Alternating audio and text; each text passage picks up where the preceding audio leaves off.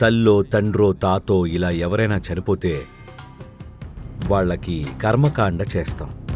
ఆ కర్మకాండ చేసేది వాళ్ళని గుర్తు చేయడానికి కాదు. వాళ్ళ జ్ఞాపకం మన శరీరంలో ఉంది, దాన్ని వదిలించుకోవడానికి. ఎందుకంటే ఈ జ్ఞాపకం లోపల ఉంటే మనం ఒక కొత్త జీవంగా ఉండలేం. పాతదే జరుగుతుంది. వాళ్లలో ఏం జరుగుతుందో అదే మనలో కూడా జరుగుతుంది. మీరు మీ తల్లిదండ్రుల్లా అవ్వకూడదు కదా. తల్లిదండ్రుల్లాగా అవ్వకూడదంటే వాళ్ళేదో తప్పు చేశారని కాదండి, అట్లా కాదు. మీరు వాళ్లలాగే అయిపోతే మీరు కొత్త జీవం కాలేరు. పాత జీవమే నడుస్తుంది. వాళ్లలాగే కూర్చుంటున్నారు, వాళ్లలాగే నిలబడుతున్నారు, వాళ్లలాగే నడుస్తున్నారు. ఇంకా మీరెందుకని అడుగుతున్నాను. ఆ కథ వాళ్లతోనే ముగిసిపోయి ఉండాల్సింది. అదే కథను మళ్లీ చెప్పడానికి మీరెందుకు అని అంటున్నాను. మీరైనా ఒక కొత్త కథ అవ్వాలి కదా, ఒక కొత్త జీవితం నడవాలి కదా.